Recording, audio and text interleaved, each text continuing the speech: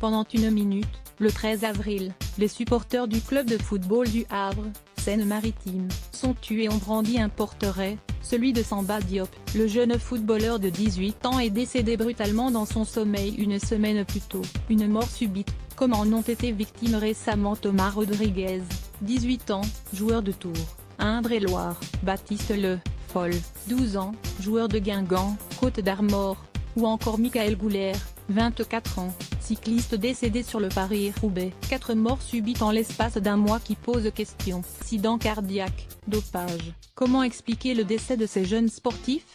Le milieu du football s'interroge. 3 jeunes sont morts, dont 2 dans leur sommeil. En première ligne sur la question, le directeur médical de la Fédération française de football. Selon lui, l'évolution du football, de plus en plus physique, doit être surveillée. Chaque année, la mort subite tue plus de 40 000 personnes, dont 800 sportifs. La mort subite est une accélération brutale du rythme cardiaque. Le cœur s'emballe pendant plusieurs minutes, le sang n'arrive plus au cerveau et la personne s'écroule. Les malformations cardiaques sont la cause de la plupart des morts subites. C'est le cas pour le jeune Thomas Rodriguez. Le sport, l'effort physique peuvent agir comme déclencheurs. Le problème est que ces anomalies ne sont pas toujours détectables. Les cardiologues rappellent que le sport reste le meilleur moyen de diminuer le risque de maladies cardiovasculaires. Les morts subites liées à la sédentarité sont beaucoup plus nombreuses que celles causées